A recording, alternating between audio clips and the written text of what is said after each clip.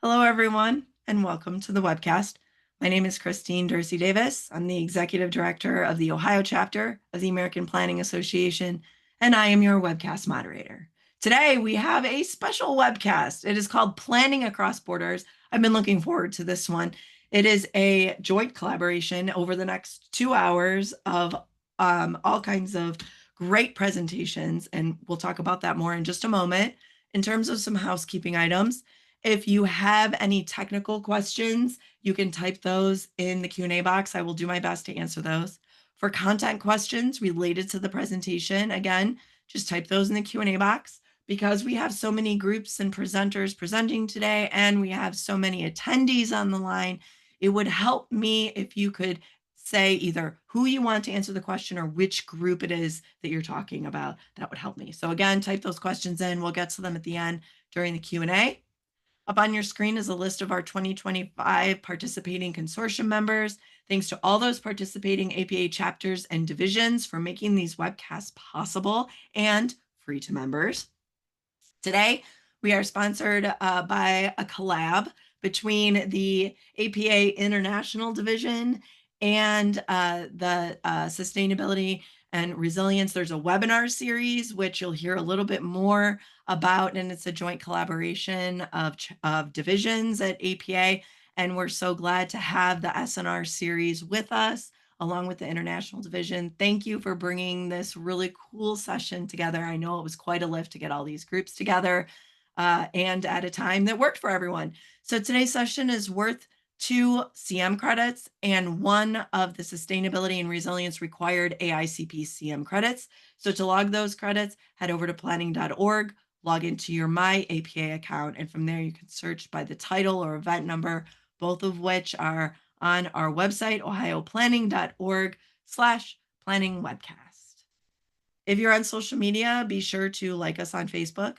That's where I post any important date or time changes, when new sessions are available to register for, and a weekly reminder of what's on tap. We record all of our sessions and we post them to our YouTube channel. So head over to YouTube and type in Planning Webcast. And again, our channel will pop up along with our well over 500 session recordings, all available to you for free. We also have an SNR series folder, I guess you would say, within our channel. So you can take a look at all of the SNR recordings that are available. I'm sure that Bill will talk about that also in a moment. So again, be sure to like us on Facebook and join our channel so that you get notified when new sessions are available to register for. Lastly, you can register for all of our upcoming sessions by visiting ohioplanning.org/planning webcast. If you would like monthly reminders, I promise, once a month, I send an email at the top of each month, one and only one email, reminding you of what sessions are available for you to register for, what on-demand sessions we have, and any upcoming sessions that have those AICP CM required topics. And you can subscribe now, either scan the QR code, or again, visit our website and you can subscribe to get that email once a month as a reminder. So that's the end of my housekeeping items. Again, if you have questions, type them in the Q&A box. We'll get to those. And with that, I am going to stop sharing my screen and I'm going to turn it over to you, Bill, to kick things off. Okay, thanks, Christine. Let me share mine.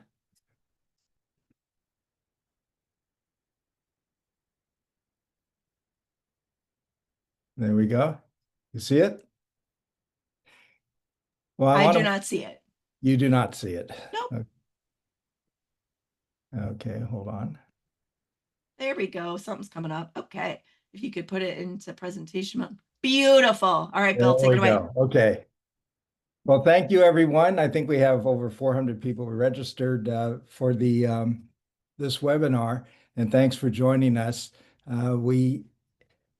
This is put together by the APA Sustainability and the APA International Divisions, and it's a part of a series that we do quarterly. Our first one was on the regenerative cities last September, and then on the Passive House movement on World Town Planning Day in November. Then we had a program on sustainability planning in today's political environment last March, and then today, sustainable planning across borders. And we're going to be introducing three borders: the San Diego Tijuana region, Lake Huron, and the Netherlands Belgium uh, area with the North Sea port. Uh, our speakers today will be introduced per panel, but as you can see, we have folks from around the US, California, Michigan, Oklahoma, Illinois, and also in Canada, Mexico via Oklahoma, and the Netherlands and Belgium. So this is truly an international presentation, including our different states in the US. So today, again, San Diego, Tijuana we'll begin with, and then transition to Lake Huron, and then Albert Canal and North Seaport, and then have time for Q&A. There'll be some time for Q&A after each panel, and then one overall at the end of the webinar. So let me introduce the panel. Again, I'm Bill Anderson. I teach urban economics and city planning at UCSD. I'm a past APA national president and president of the California Planning Roundtable, longtime planning consultant and former planning director and commissioner of the city of San Diego. And joining me is Larry Herzog.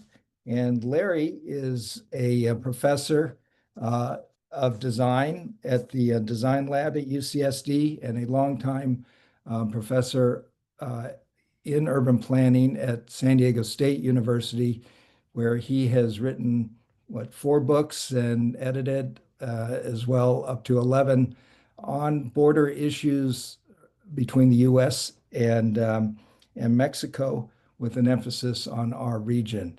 He has a podcast on the border region that he puts out monthly. Uh, Joining Larry is Renee Peralta. Renee is from Tijuana, Mexico, and also teaches at the University of Oklahoma on issues related to the border and Tijuana and some of the cultural aspects that are related to the issues and challenges regarding sustainability and planning that you'll hear from him. And then Kim Smith, who is a senior planner with the San Diego Association of Governments. And Kim is leading efforts on sustainability planning at the border region right now as a new initiative. And she'll explain that to us, and followed by Renee and then Larry. So thank you for joining us. To give you some context for folks who aren't familiar with our region, and it wouldn't be surprising that people don't realize this is a larger metropolitan region uh, than shows up in statistics, because a lot of the statistics are nationally based, so they don't show the other side of the border. But downtown Tijuana is about, what, 16 miles from downtown San Diego. We are one binational metropolitan region of about 5.7, almost 6 million people. And as you can see, with a large economy that's very diverse and draws many tourists, but is also very much employed in technology and defense, education, health, and other industries. And that diversity in industries is served regionally. And as you see with Tijuana, the city itself is 1.8 million and the metro 2.3 million. I was surprised to see the municipality is the second largest city in Mexico. Maybe not the second largest metropolitan area, but the second largest city. In 1980, Tijuana had about 450,000 people. So you can see that it has grown very rapidly, over about 3.5% per year on average since then. A lot of manufacturing related to maquiladoras, and a lot of that is skilled manufacturing in life science, in biotech, medical instruments, automotive, aerospace, and other services. and medical tourism is a growing industry there. Um, when people think of the border crossing, they often, if they're not from this region, they're thinking of the tourism that goes back and forth. But really, it's people going back and forth to work every day. Uh, it's a situation where you have the workforce living on both sides of the border, commuting to jobs on the other side of the border, and or even commuting to education and healthcare. Uh, and so, as Tijuana being the second largest city in Mexico, San Diego itself has been growing and is the second largest city in the state of California. Consequently, this is the busiest land border crossing in the Western Hemisphere and one of the busiest in the world. Uh, about 110 million crossings, north and south combined. Much of that is related to import-export trade, 60 billion, over a million northbound trucks per year in Otay Mesa, and a lot of personal vehicles and pedestrian crossings. So it's a major connection of people, and how to plan for transportation mobility sustainably is one of the region's challenges. But as you will hear from our panelists, we also have some other major sustainability issues related to resources and water and protection of our natural environments in the border zone. So, Kim, why don't you kick us off Yeah, and let us know what Sandag's up to? you guys can hear me, right? Yes. Okay, perfect. Thank you, Bill. Thanks for the introduction. I'm honored to be here today, especially speaking with the other colleagues on this panel. So I'll kick it off today to just talk a little bit about Sandag's efforts in transportation planning or sustainably uh, trying to transportation plan in the border region.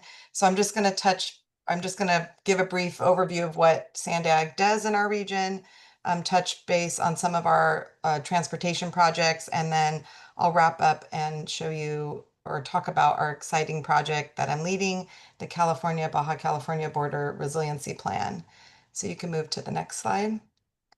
So for those of you not familiar with SANDAG, the San Diego Association of Governments, we are a regional council and an association of local governments. We're made up of the 18 cities in the county of San Diego. Collectively, all of these jurisdictions represent the San Diego region. So what do we do specifically? First, we plan San Diego's transportation system. So all the roads, highways, transits, bike lanes, anything that helps people get around. We also build these transportation projects. Some of them are large, like the Midcoast Trolley, but we also build, bus routes, smaller projects. But we're not the operators. We work closely with and have partnerships with local agencies like the North County Transit District for the trolley, Caltrans for our highways, and other local jurisdictions. We also preserve our natural resources and make sure our work supports a healthy and safe environment. And lastly, we provide resources directly to our communities.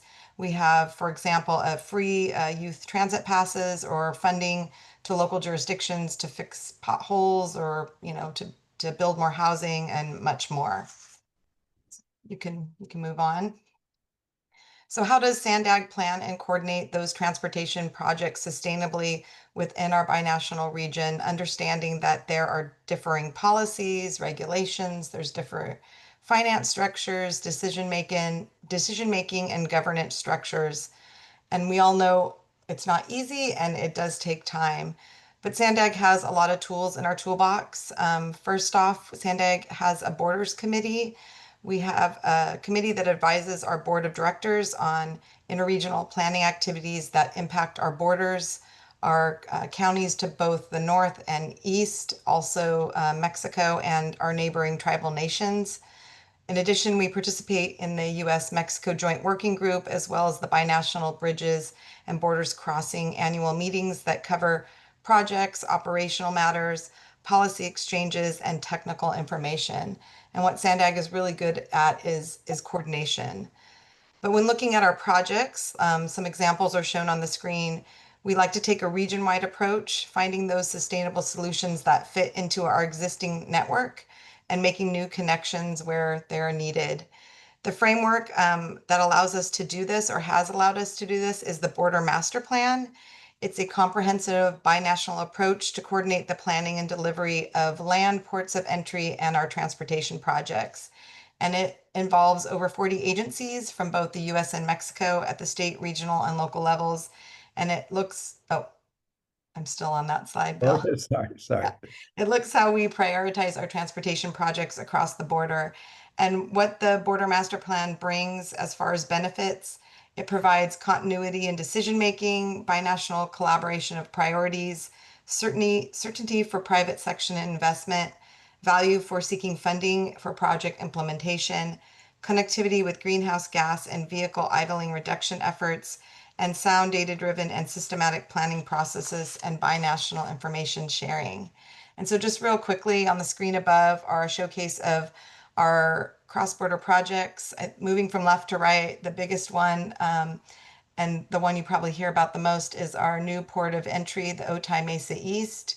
It's going to be a new border crossing and it will leverage state-of-the-art technologies to allow us to manage a suite of ports as a system, managing congestion and also what passes through.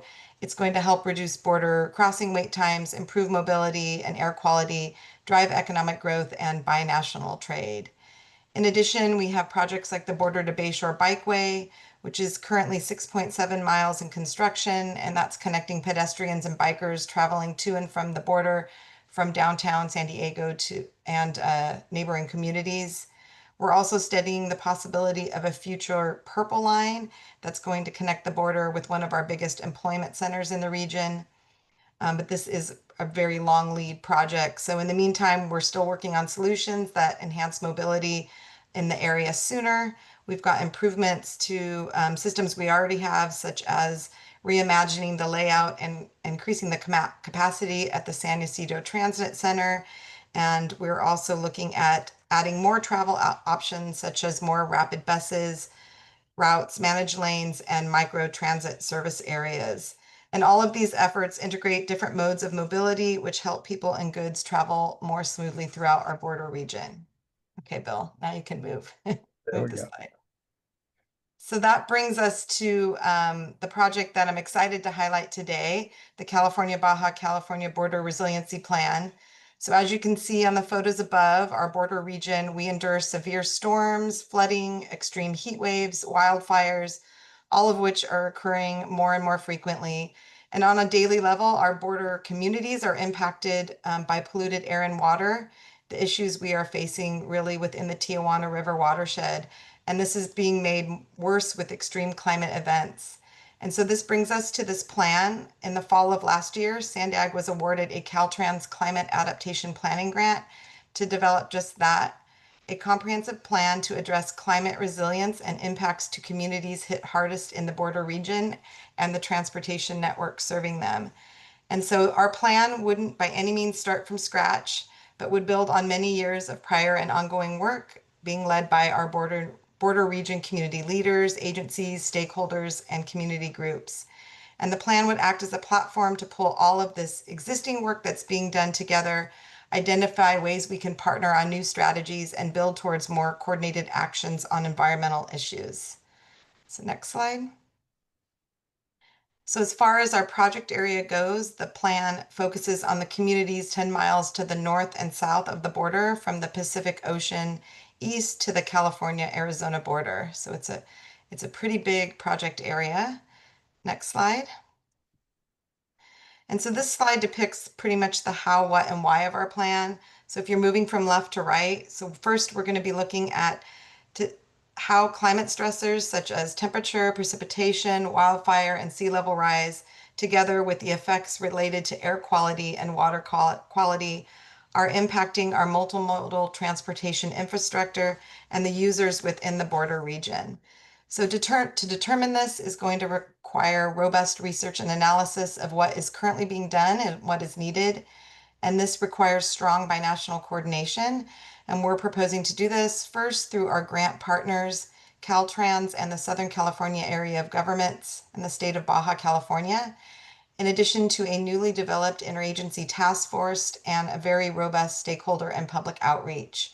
So just like the border master plan that prioritized transportation projects, the border resiliency plan will include climate adaptation and resilience strategies that will continuously inform decision-making and the prioritization process of projects within the border region. So next slide. So as mentioned, the new interagency task force is going to provide the technical guidance, the background knowledge, and the interagency coordination to address those climate adaptation challenges. Policy guidance for our plan will be provided through the Sandags Borders Committee and supported by our product development team and the new interagency task force.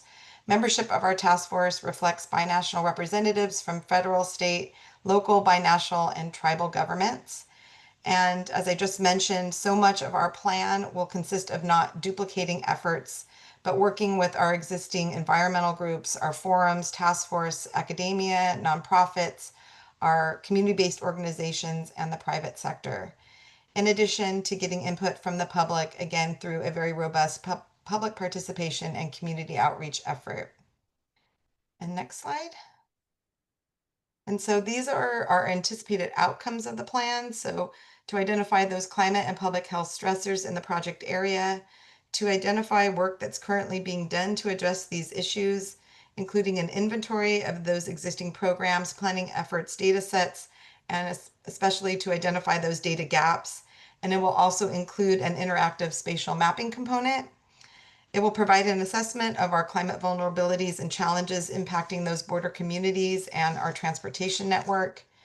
And then it will include strategies to adapt to these unique climate impacts, including a list of projects, programs, and strategies, who are the responsible entities, where these projects would be located, potential funding sources, priority actions, and metrics for tracking our progress. And finally, it will maintain and strengthen our binational coordination. And as I mentioned previously, we kicked off the project earlier this year, and it's anticipated to conclude in the spring of 2027. So we've got a lot of work ahead of us. And Bill, that concludes my part of the panel presentation. So I'll kick it back over to you. Thank you, Kim. And now we'll move on to Renee. All right, thank you. All right, that's great. Hard act to follow. Well, thanks for the invitation. I'm going to talk about this in a kind of a different way, a kind of an academic point of view, maybe talk about a little bit of different actors that, which include the history and the imaginaries of the border, particularly from the Tijuana side, and also I'm going to be talking about the Tijuana River, which is an important sort of part of the Tijuana River watershed that crosses the border several times. The Tijuana River, as you can see here in this slide, crosses the border a few times. It goes,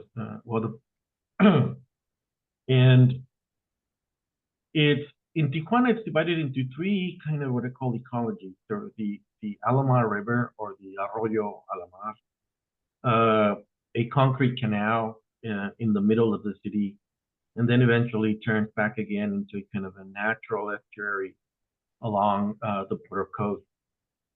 And the Tijuana River is a seasonal river, so it's not a water source for the city. If you see in the slide here, in the 1930s, the water for Tijuana came from rivers and springs and other wells.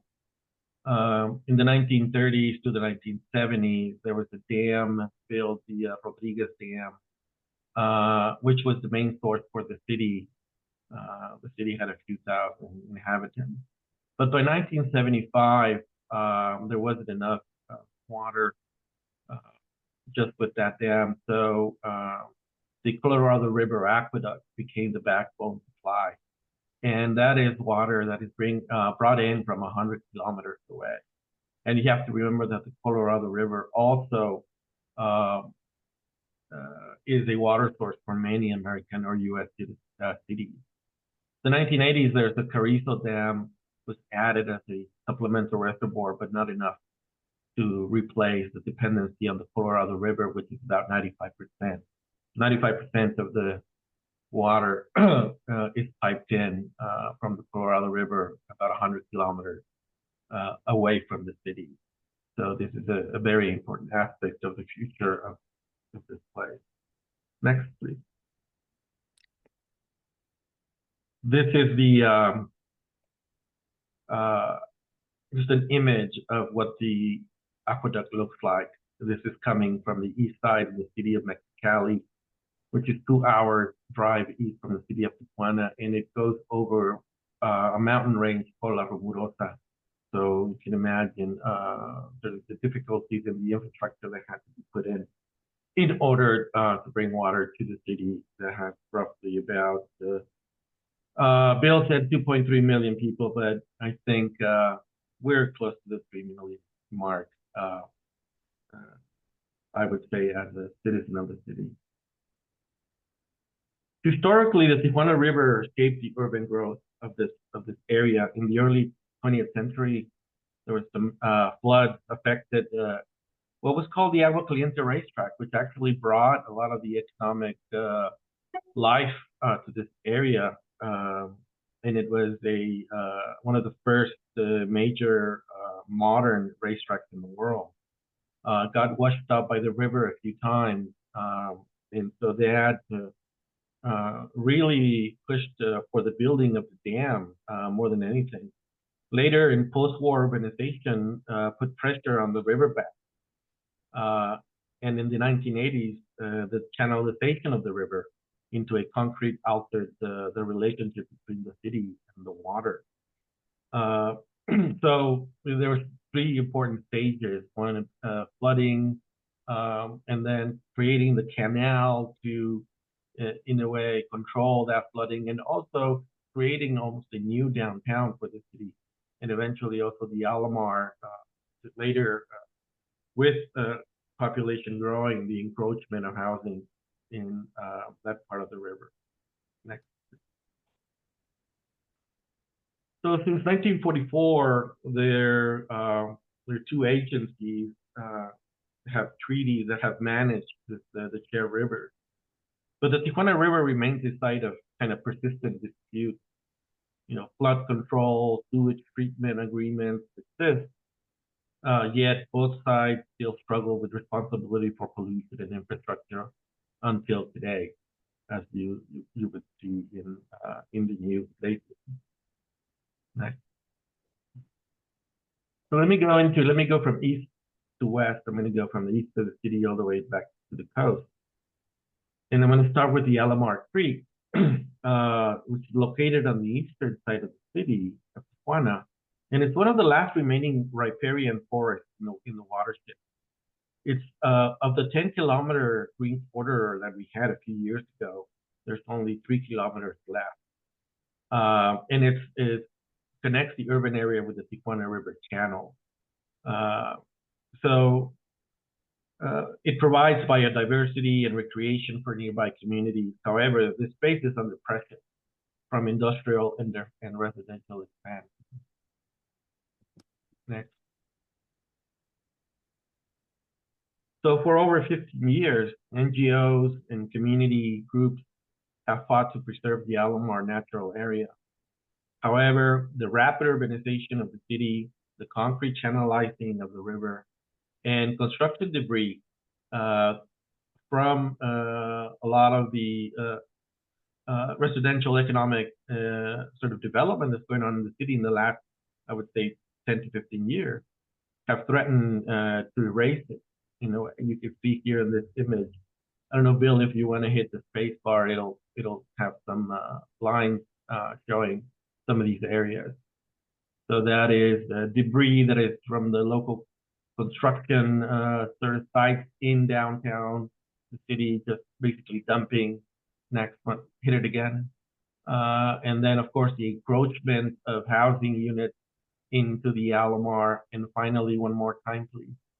The canal that it starts to creep in and the federal agency CONAGUA wanting to channelize the whole extension of the creek. And so therefore, a lot of the planning for this part of the river from the city is an engineering sort of solution, basically just throwing concrete at it.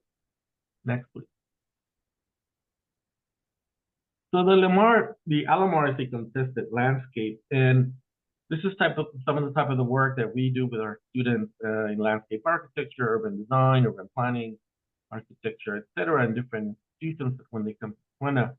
And we try to show that the Alamar can actually be designed in a different way. It can actually be a amenity for the communities around, continue its natural state, but also comply with some of the infrastructure needs that the city and the government want for this.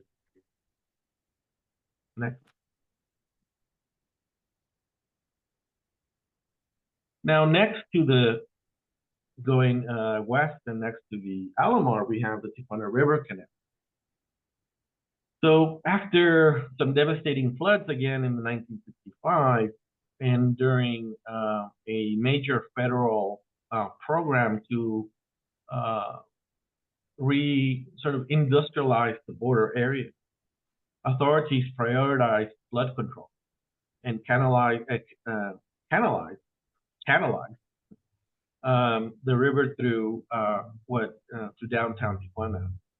And it's interesting because the canal also kind of reimagines the city's image and made land available for new development.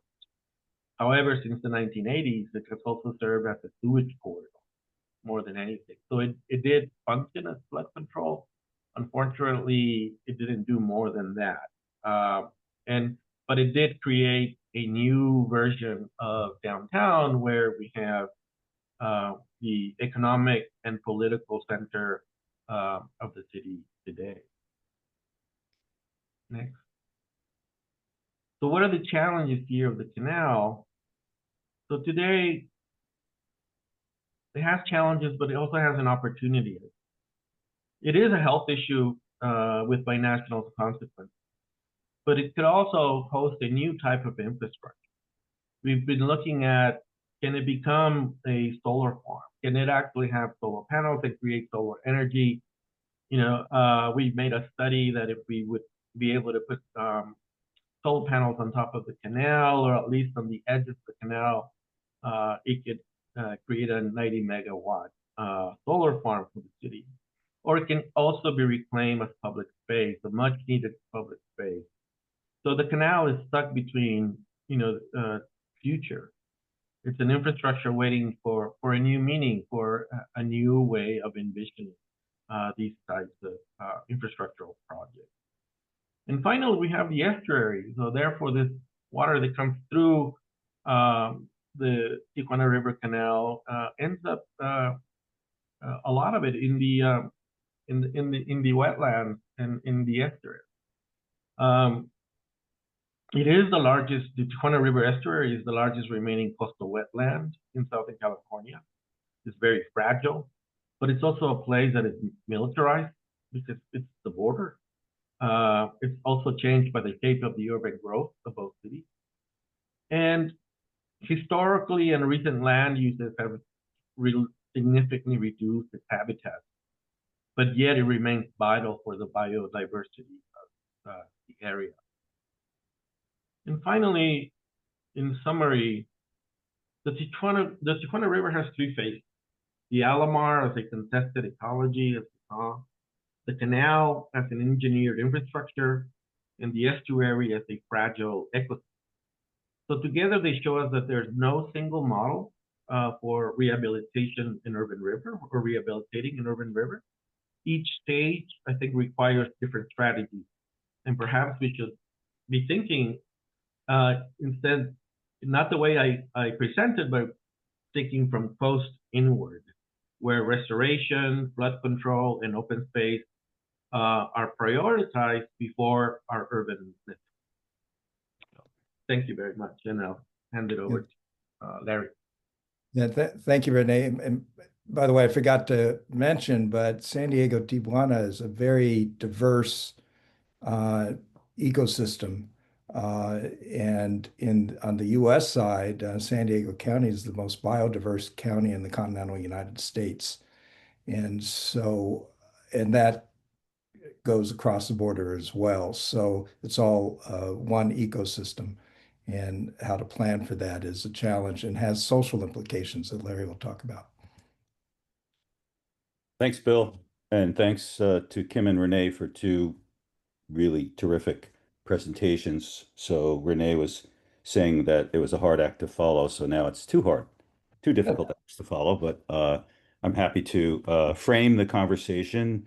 My brief talk is really more about the challenges of cross-border environmental management based on the nature of an international boundary, particularly one that brings together two very different countries in different stages of development and with very different political systems. So I'm going to take a more macro view, and I want to start by talking about the idea of the transfrontier metropolis. That's an aerial photograph looking north from Tijuana at the border zone. So what we see are two very different cities. One, a Mexican city, maybe not typical because it's not an older Mexican city. It's a young Mexican city on the border with a very dynamic economy, growing very rapidly, as Bill mentioned, in the last several decades. And a U.S. Sunbelt city that has also grown very rapidly since the latter part of the 20th century. But they're also joined, I call it a kind of a living laboratory of the nature of these kind of globalizing cross-border metropolitan regions. It's not unlike places in Europe and other parts of the world where you have increasing urbanization along boundaries, something that didn't exist throughout most history.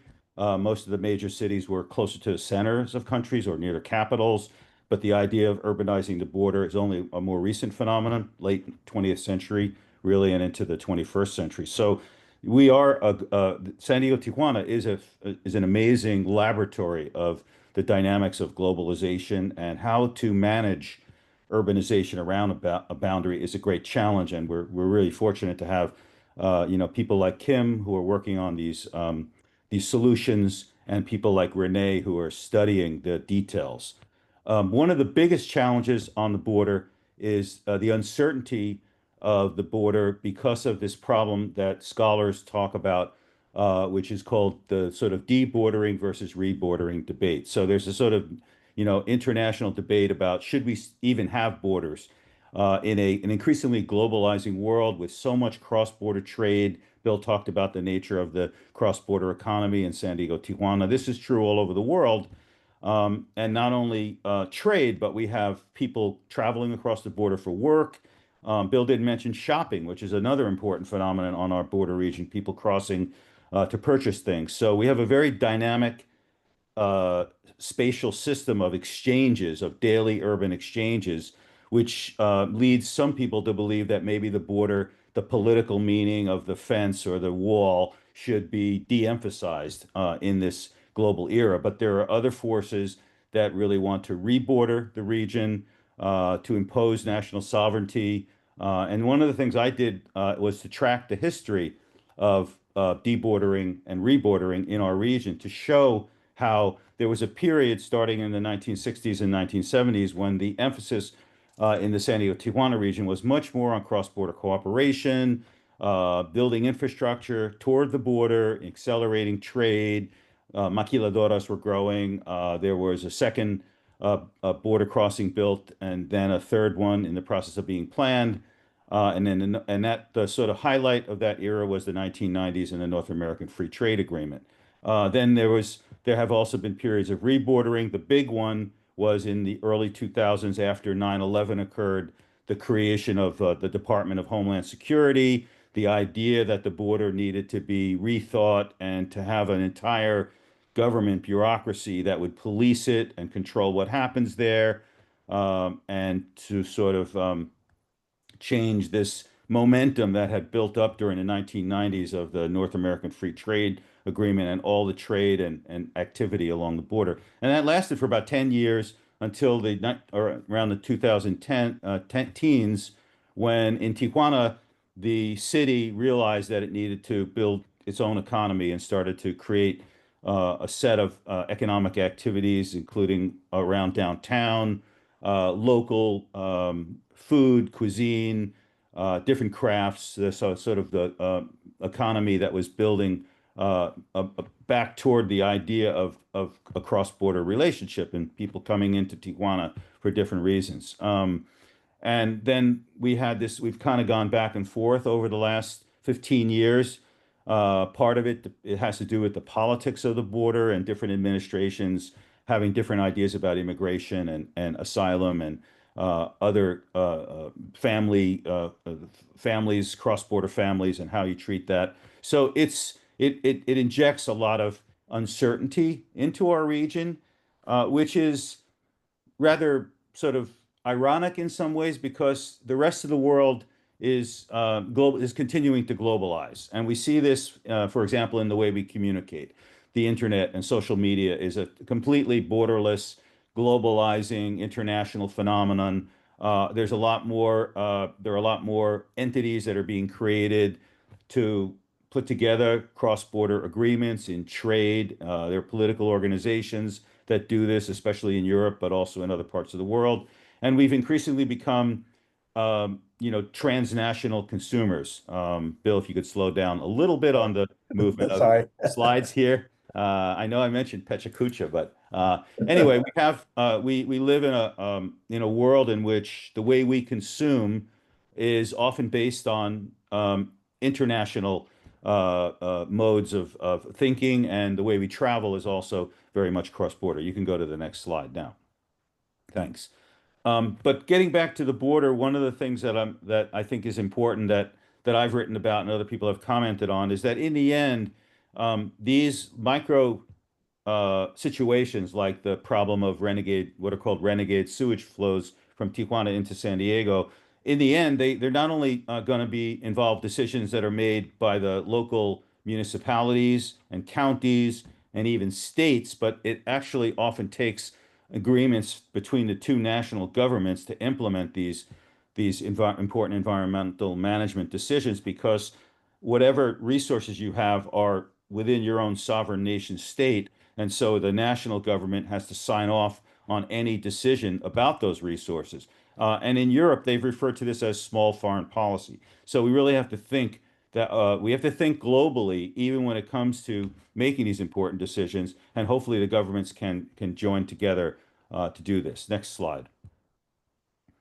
And the last two comments I want to make is that we have these spaces that are very interconnected. So we see the San Isidro Tijuana region, the transportation and land use, and all the great work that Sandag is trying to do to make it easier for people to move around the border and across the border, or the Otay Mesa de Otay, which is literally an international plateau that crosses over on both sides of the border and needs to be planned binationally. So while we are thinking binationally, the fact is that our spaces are what I call asymmetric. If you could go to the next slide, Bill. So in two ways. First of all, the nature of our cities themselves is different. Mexican cities are traditionally much more centralized. The relationship is from the center out. Even in Tijuana today, the main locations are downtown and the river zone, which are very much in the center of the city. And the periphery is dominated by marginal settlements, colonias, although there are some middle class and other kinds of suburbs being built, especially along the coast, of course, which has become in many ways a third center, if you will. Whereas in the United States, we have what I would call a decentralized morphology, where the relationship is periphery toward the center. The outer suburbs are, very important places. Many more people live there than in the center of the city. Next slide, Bill.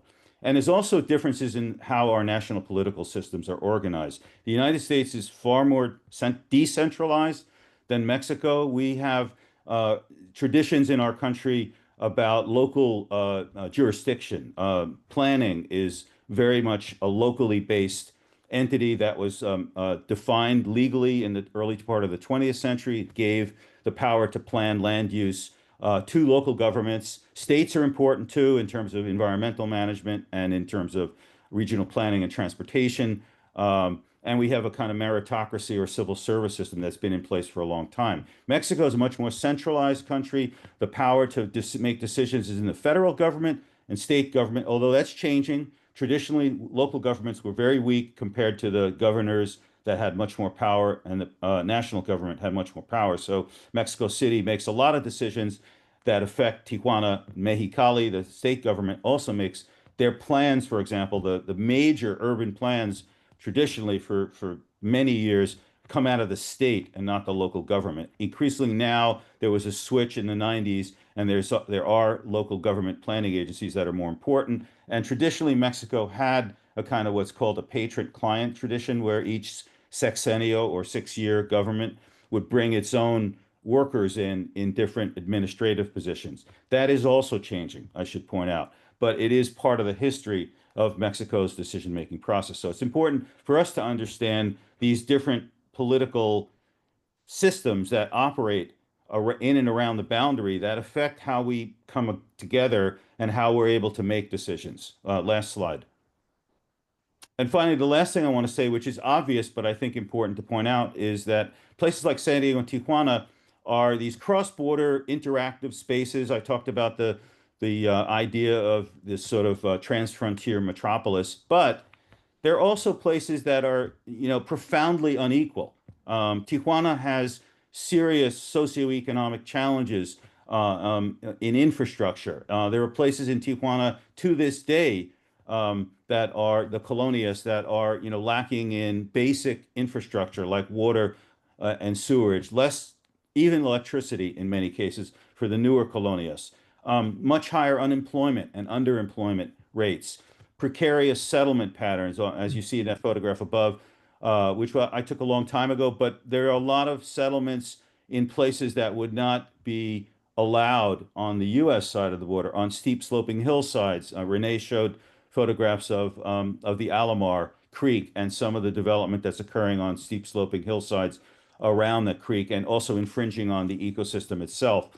So this development without planning, if you will, this spontaneous urbanization presents massive ecological challenges. People are living too close to industry. People are living in flood-prone areas. People are living on the sides of hillsides that can slide during heavy rains and so forth. So the socioeconomic challenges facing the Mexican side, the Tijuana side, are so much greater that I think it's important that any environmental management process somehow provide financial support, much greater financial support on the Mexican side. And whether that's taxing the maquilas that are foreign owned, that operate in Tijuana, make huge profits, that's been discussed back in the North American Free Trade Agreement era, but finding ways to finance improving the infrastructure on the Tijuana side of the border is going to be an important part of this larger environmental management system.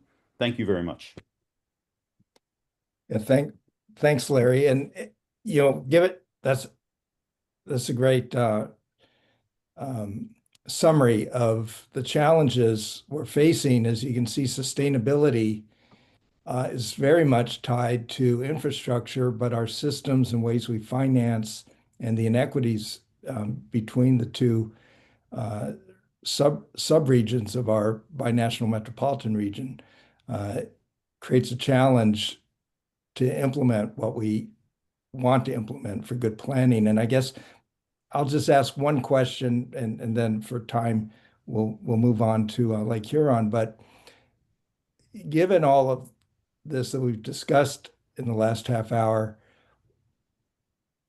what can planners do when so much of the decision making is at higher levels of government? And as planners, what's our role in trying to address how we prepare for a future where we can't even agree on how many people live in this region when we compare official statistics with what people know on the street is happening? So it's a very broad question, but I know you've all been thinking about it in different ways. And do you have any ideas and advice to our audience, who's made up of mostly local and regional planners? I can, I mean, just Uh-huh. in starting out the working on this resiliency plan, you know, this is new to me working in the border region. So I feel like, you know, Sandag at least has the structure, you know, we're working with our local governments. I feel like so far, the participation that we've received from the Mexico side has been phenomenal. And it's, you know, not only are there the local governments, the city of Tijuana, city of Rosarito, but some of those community-based organizations really seeing what's I think reaching out and seeing what's happening locally has been really important, right? And so the other, you know, the larger governmental state and federal, they've got their processes, but it's really been like going out on that local level that I feel like has already given us the most I guess feedback, if that makes Mhm. sense. Uh, yeah. And it's good to see that you're getting the structures put in place. But Renee or Larry, yeah, you've had I'll make long one. histories with the region. Yeah. I'll make a quick comment. One thing that would really be helpful, and I've written about this in the past, is that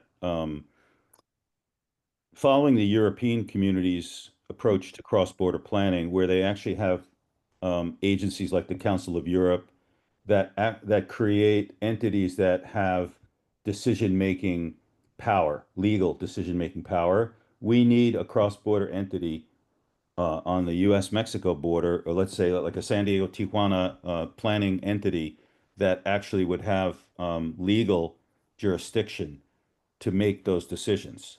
That's always been a difficult problem in our region, but I think it slows down the ability to solve environmental management problems. But I And the think it's International Boundary and Water Commission. that's the only example of one that has some clout, and there's been a lot of conversations among scholars and policymakers about creating other entities like the IBWC that have actual legal powers to make decisions about land and forests and natural environments along the border. Um, and in fact, one of the problems has been that other agencies come along and don't even do environmental reviews when they begin to build infrastructure, such as border fences and walls and other kinds of infrastructure, sort of fortification infrastructure that is somewhat insensitive, let's say, to the Mhm. environment, to the physical environment. So we need better cross-border agencies and better understanding of the other side. I mean, I think it's great that Renee is teaching in University of Oklahoma. I don't want to have a personal point here, but we need Renee back in the San Diego Tijuana region to help us understand our environmental management problems here. But in general, I think we're seeing that so much more in the last 10 years. We need to understand each other. We need to understand the other side. We need to understand how things work on the other side of the border. We need to have more sharing of everything from educational connections to, policymakers getting together regularly. And I think Sandag is doing a wonderful job in that area of creating these cross-border resiliency approaches is amazing and didn't exist 20 or 30 years ago. So we've come a long way, but we still have a long way to go. And I hope that eventually we would be able to create a cross-border decision-making entity that actually had legal clout so we don't keep changing every time a different administration comes along, whether it's state or federal level. We have to change up what we're doing. It would be nice to have more consistency. Okay, thanks. And Renee, any Yeah, closing fine. comments? Yeah, Then finally, we'll move I on mean, to Lake Huron. from the boots on the ground from Tijuana. Tijuana has a municipal planning agency called Implan, but it really doesn't have any power. It does. I mean, they do a lot of great studies and they really know well the area, but at the end, they just recommend. Um, they do recommendations. to the city, and of course, a lot of those recommendations never end up becoming law. So I think IMPLA needs to have more of a say in the city, but also IMPLA needs to be decentralized. I think it also needs to have. There are 8 or 11 boroughs. I think 11 boroughs or different areas of the city. And I think if IMPLA could actually have offices in these smaller offices, planning offices in these different parts of the city, and having almost a grassroots presence, I think that would also be a very important step. Okay. Well, thank you.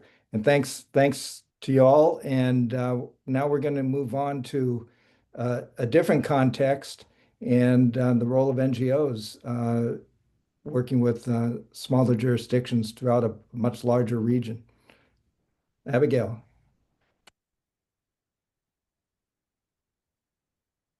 There you go. Hi, good morning.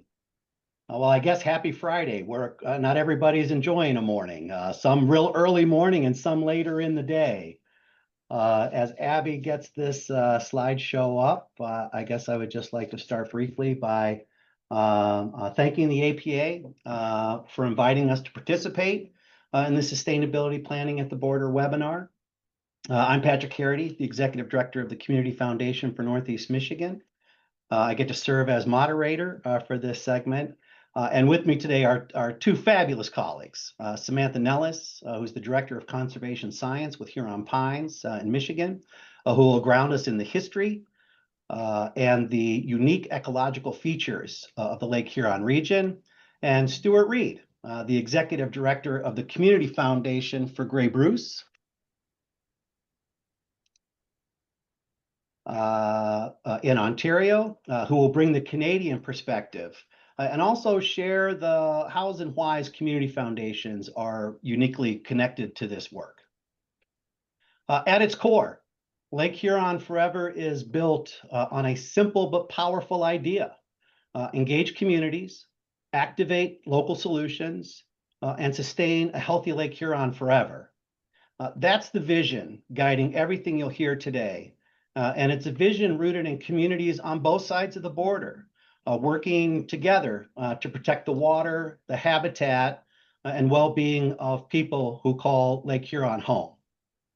In preparing for today's webinar with the APA, we were reminded that this 40,000 plus member organization, including over 17,000 certified planners across the country, who are dedicated to build stronger, more resilient communities. And it's that same spirit of resilience and collaboration that fuels Lake Huron Forever. Next slide, Abby. So Lake Huron Forever is part of a broader Great Lakes effort. In 2019, the Council of Michigan Foundations and the Great Lakes Protection Fund launched the Great Lakes One Water Partnership. And so the idea was simple: invite shoreline community foundations to step forward if they wanted to work at the intersection of water quality and community vibrancy. And across all 5 of the Great Lakes, 27 foundations raised their hand. And from that commitment, 6 regional teams were formed. Early on, as the Lake Huron team looked at proposed budgets and scalability, we realized that focusing on green infrastructure and stormwater management would give us the best chance, to make tangible, affordable, and replicable impact across diverse communities. So the key point here, I think, is that Lake Huron Forever does not stand alone. It's connected to a much broader network across the Great Lakes Basin. And it's the only team that is truly binational, with Canadian and US partners working side by side. And with that, I'll turn it over to you, Stuart, to help set the stage. Thank you, Patrick, and good morning, everyone. I'm sitting in my office here at Community Foundation Grey Bruce in downtown Owen Sound, Ontario. So we're just at the map that you're seeing on the screen, the number 2 there. We're just at the very base of Georgian Bay, and a beautiful day here that I greet you from. And next slide, Abby. I'm going to take us ahead 2 slides. Actually, I want to come to the map of our region. This one, great. And as we do at our community foundation, we always open up our gatherings and participation with an acknowledgement of the traditional keepers of the land. So as a settler myself and an immigrant to Canada and to Ontario and to Grey Bruce, I acknowledge with respect and thanks the spirituality, history, and culture of the Anishinaabe, the people of the Three Fires, which are the Ojibwe, Odawa, and Potawatomi nations. And we also give thanks particularly to the Chippewas of Nawash at Neoshiniming and the Chippewas of Saugeen, known as the Saugeen Ojibwe Nation, who are the traditional keepers of these lands and waters where my foundation works. As well as the 6 nations of the Grand River, the Haudenosaunee and the Wendat, Wyandot peoples on whose traditional territories we live and work. We also recognize the Inuit whose ancestors shared this land and these waters. And at the foundation, we always say that we are mindful of broken covenants and we strive for justice in all of our relations in our work. And our foundation acknowledges that we are all treaty people and we live with respect on this land and live in peace and harmony with all of its peoples. So Lake Huron Forever, as Patrick set out, is essentially that networking of community foundations serving shoreline communities around Lake Huron on both sides. And you can see on the right a little map of the 2 counties that I represent with our foundation called Grey and Bruce. And you can see as well that water is a very familiar sight here. We are surrounded by Lake Huron to the west and Georgian Bay to the north. A little bit about Grey Bruce. We are defined by diverse geography, a lot of rural communities. We have an aging retirement community, mostly in terms of population, and an economy that's driven by tourism, agriculture, and nuclear energy as well. And I'll talk a little bit about that. Our population base for the whole region is about 175,000, and a quarter of that population is 65 years of age or older. Owen Sound, the little dot in the middle of the map on the right side, is the largest city in our region, and the population is just over 21,000. So that gives you a sense of the character of the dispersal of people and the lack of major population centers. We're about 2.5 hours north of the greater metropolitan area of Toronto, Hamilton. So our strong agricultural sector also has extensive farmland surrounding and producing hay. Beef cattle are a big thing in Bruce County. Sheep and apples. We have a lot of orchards on the escarpment lands. Bruce County is a major hub for nuclear power and home to Bruce Power, which is the world's largest nuclear power plant, and its concentration of related suppliers. And Bruce Power is over on the Huron shore, between the little towns along the shore called Port Elgin and Southampton. So our region has quite a unique topography as well, which affects our work around the watershed. We have a variety of landscapes, including the rugged cliffs and caves of the Bruce Peninsula or the Saugeen Peninsula, the shores of Lake Huron and Georgian Bay, rolling farmlands and hills of Grey County, but also the Niagara Escarpment runs right through the area.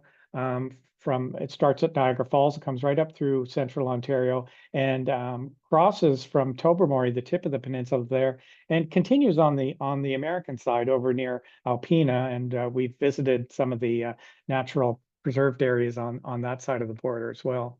We also have really dramatic scenery, waterfalls and bluffs. It's a very beautiful part of Canada, beautiful part of the world. Outdoor recreation is also really defines our region. Activities like hiking, boating, fishing, skiing as well. We have some wonderful ski hills at Blue Mountain and beaches like no other place. Wonderful beaches, world class, like Saugeen Beach or Wasaga Beach as well. And national parks, Canadian national parks. Bruce Peninsula National Park and the Fathom 5 National Marine Park are also near the tip of the Saugeen Peninsula.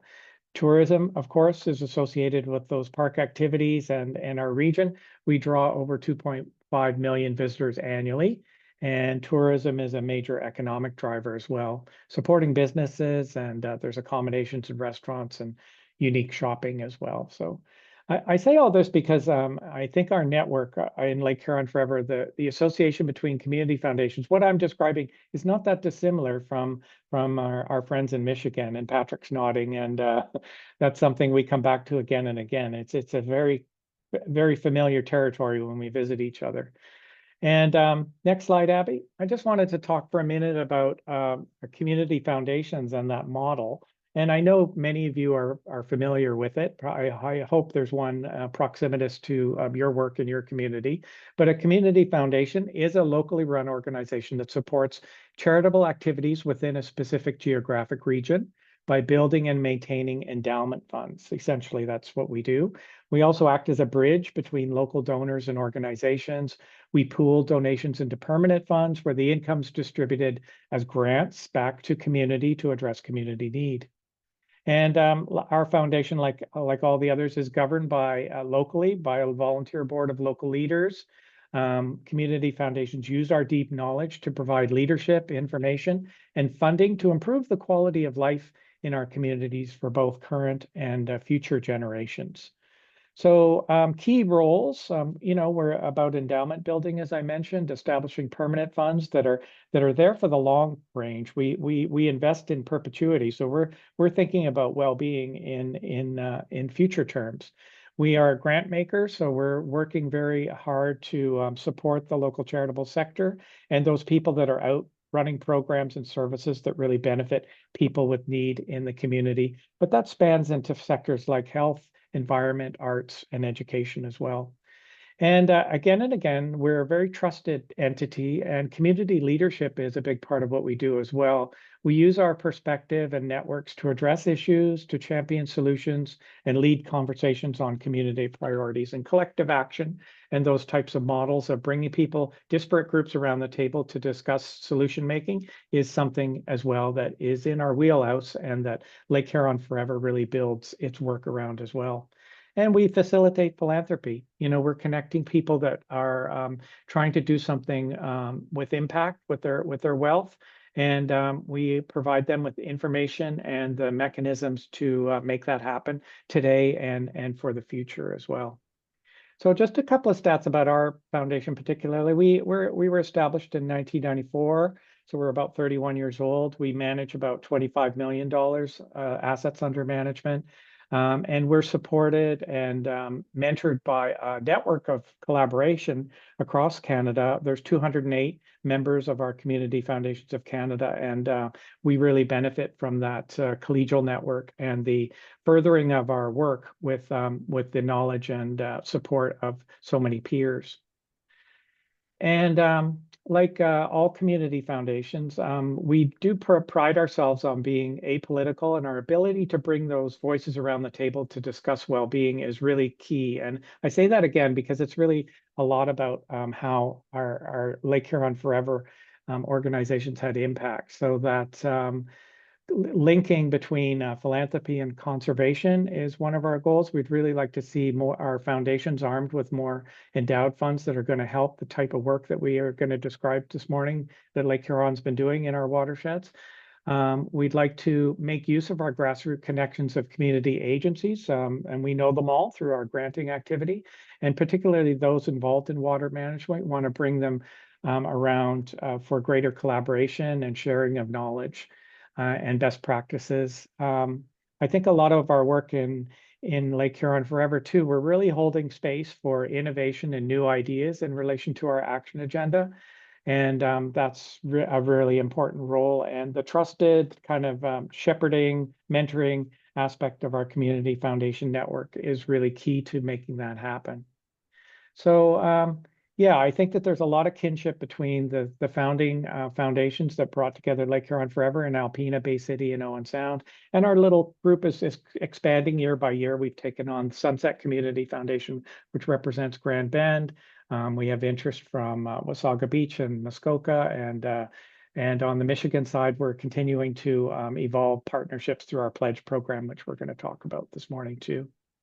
So I'd also just in terms of a character of the region, and maybe next slide, I think it's a Michigan picture. I wanted to talk about in Michigan, the quiet beauty is characterized primarily by small rural communities sitting on the doorstep of vast unspoiled natural resources. Communities and residents have a strong sense of place, and local leaders work hard to do the best for their people with limited resources. So sometimes historically underserved towns and cities have small populations compared with other parts of the country. And as a result, Lake Huron's Northeast Michigan coastal communities struggle with high unemployment, lack of skilled workforce, low education, and underfunded social and conservation programs. In Ontario, similarly, we work with organizations like the Lake Huron Center for Coastal Conservation and robust networks of conservation authorities who are charged with watershed management. And we benefit, I think, from those integrated efforts and collective impacts. But we are grappling with a disappearing shoreline due to erosion. The natural infiltration of stormwater runoff is decreasing as cottage country continues to grow in popularity, and provincial water protection legislation is often tested. So communities along the Lake Huron shoreline between Sarnia and Tobermory on the Canadian side have experienced significant growth and development over the past decades. There is some encouragement as well and partnership with those big agencies like Bruce Power, the Goddard Salt Mines, some of the Sunset Beaches, and also organizations like the UNESCO Niagara Escarpment World Biosphere, which spans our region as well along the Saugeen Peninsula. So our communities, both sides of the border, are grappling with invasive species such as Phragmites that are clogging beaches and degrading wildlife habitat. And the closure of industrial plants is another added factor we're seeing again and again. So lots of common threads that's creating a mounting pressure for community leaders to move water resource protection up on their priority list as storm systems strengthen, development pressures mount, and infrastructure ages. So despite the fact that we're very rural, a lot of what was said in the previous presentation rings true in terms of that grappling between development and preservation of our local resources and natural habitat. And our local leaders, we find in our work, often put proactive planning and protection of water resources low on the priority list as they work to meet the immediate needs of their communities, while also lacking sometimes knowledge and capacity to implement water protection projects on a scale that's necessary for positive change. So next slide, please. I want to talk just very briefly about our action agenda that shapes our work in Lake Huron Forever. Our founding foundations put together a 5-year working plan that's built around these 3 principles. And in general, the broad outcomes from our action agenda are to improve the readiness of Lake Huron communities to identify, plan, and implement proactive water quality protection measures, to improve implementation of nature-based solutions for stormwater management and community enhancement. And we do that through these three words, which shape our work, and we come back to them again and again. We intend to engage, so we want to initiate dialogues in communities about the resources that each community needs to take action. We take inventory of existing programs and partners and assessing current municipal conservation practices.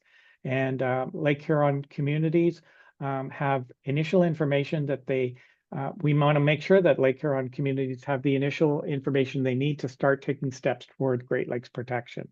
So the goal of this stage of our action plan is to facilitate increased access to knowledge, resources, and technical experts to help our communities establish a plan of action with prioritized solutions. And the word activate, we really want to connect communities to resources and deepen understanding through learning opportunities. So we're very engaged with educative programs and delivering those opportunities for learning. By supporting the activation of tailored learning opportunities that can be delivered to community leaders, Lake Huron communities will share expertise and access to water quality, land protection, and stewardship resources that will in turn allow for prioritizing and implementing solutions. So through broad outreach and customized solution, each community can be activated to protect the health of Lake Huron with solutions to meet their unique needs. So really an effort to build community knowledge, confidence, and connections under the Activate button of our agenda. And then thirdly, and most importantly, about sustaining activity. So we want to ensure long-term protection of the Great Lakes through sustained action, increasing the readiness of Lake Huron communities to collaborate on and implement land protection and clean water action, one step towards sustainable water quality for Lake Huron, and to further ensure the long-term protections resources available to place-based community foundations of the Great Lakes, local, state, provincial, federal, and Great Lakes funders. We demonstrate a need to prioritize funding for programs linked to Lake Huron and water quality protection. So, you know, as community foundations, we're building resources and networks and funding solutions to make sure that this work that we're initiating and these conversations and networks are really sustained in the long term, because we know that some of these solutions aren't quick fixes. They're going to be long-term collaborations towards change. Yes, so and I'll just wrap up. I wanted to talk for a moment. You know, a lot of that is about our governance and our policy and theory, but we're doing some amazing things and getting money out to community groups and being part of some really creative solutions. And in 2023, Lake Huron Forever, with support from Bruce Power, very generous, supported our partnership program in terms of granting to on-the-ground nature-based solutions for stormwater management.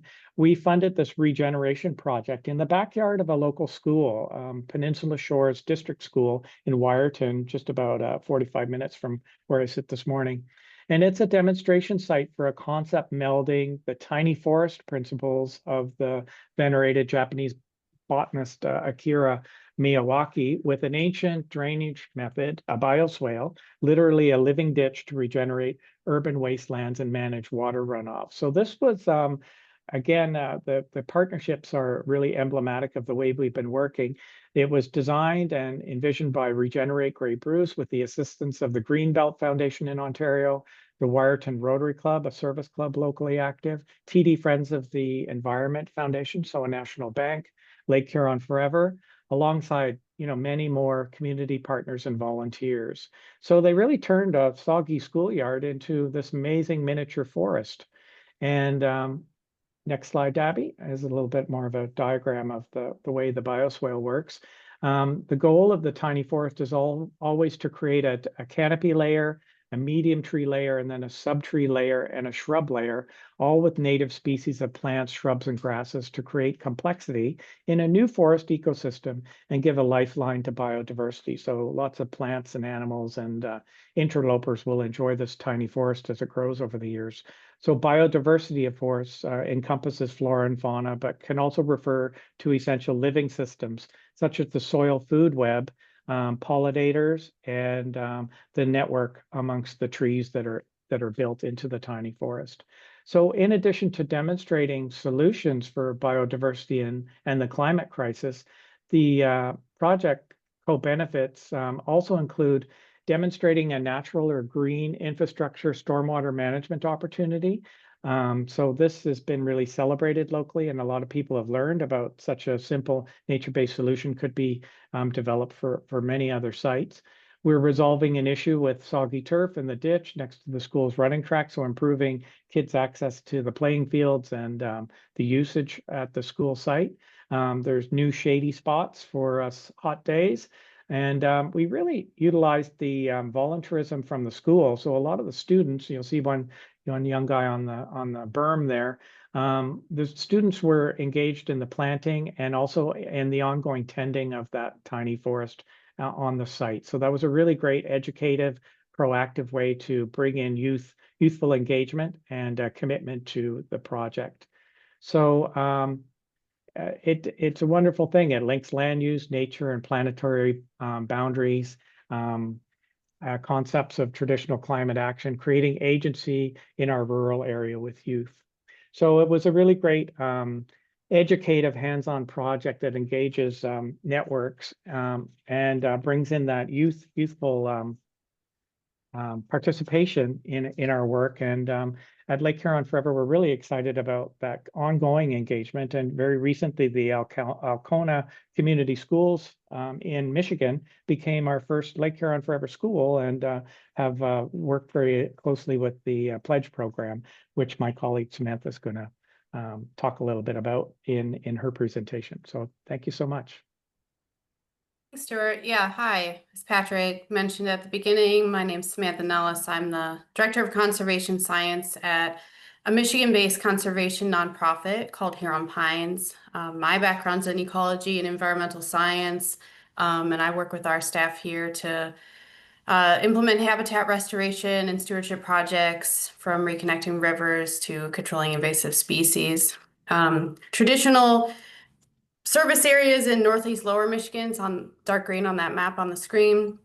But we've been really expanding this geography and range that we work in with both projects and partnerships recently. And at the heart of our work is engaging in empowering the communities we serve so they can also be driving conservation, which is why Huron Pines has served kind of as the backbone support for coordination and facilitation for Lake Huron Forever since its beginning. I personally serve on steering committee and as our Michigan project lead. So we don't have time to go over a lot of the meat of what we do yet today. Stuart shared the tiny forest example. I thought I would quickly provide an example of some of our planning efforts that happen within Lake Huron Forever, and really kind of highlight the examples of our kind of grassroots planning efforts in our small rural communities. So what this looks like in practice, our kind of flagship planning process is called the Lake Huron Forever Pledge. It's a framework for communities to publicly commit to protecting Lake Huron. The pledge can complement other plans, master plans, recreation plans, but typically it can be a little bit faster and easier to adopt, so we can get things moving pretty quickly. It celebrates what's already being done, can clarify future goals for a community, and provides a roadmap of next steps. Importantly, it's collaborative. We build these pledges alongside municipalities, nonprofits, schools, and other community champions. And it's action-oriented. So these are fairly short, digestible, designed to inspire action and not just gather dust on a shelf. Next slide. So far, 8 pledges have been developed and adopted, with an exciting first Ontario pledge earlier this year in Goderich, Ontario. Today, though, I wanted to give a quick highlight to one case study, which is Alpena, Michigan, which is where Patrick calling in from today, and we all work in over there quite a bit on the banks of Lake Huron. This pledge was developed jointly by the City of Alpena, Alpena Township, and Alpena County. So we've had 3 municipalities coming together to agree on these shared priorities. We have basic pledge language that they all have, right? So devoting that commitment to Lake Huron. And then each of the municipalities had its own goals. So some of these regional goals included, facilitating a joint recycling program, some of the invasive species efforts throughout the region. But more specific to the communities were, urban forestry priorities or stormwater mitigation, updated zoning, so on. So for the City of Alpena, stormwater mitigation rose to the top. So this was a few years in the making. We had to start with really understanding the stormwater in Alpena. So we were able to bring in some technical expertise to assess the existing stormwater infrastructure, identify problem areas. You can see that map on the lower left, and these really squint, those little red dots in there are all the outfalls in Alpena. So we're looking at how water travels, what's feeding into each of those outfalls to identify priority zones. This is especially important to Alpena as they collect their drinking water directly off the shore of Lake Huron. right from that surface water. So some economic and safety considerations there too. We were then able to hire engineers and landscape architects to go to some of these problem areas and develop some green infrastructure concept designs. And then the next step is what's really at our core, and I think was most important in the success of this, was to bring those to the community members. We hosted community visioning sessions to get input and review. We had some online forums where people could give feedback. So the outcome was 8 conceptual site plans for stormwater and habitat improvements, from dune restoration and pollinator gardens to rain gardens, tree trenches, and bioswales. And all 8 of them are in motion now and expected to be completed next year.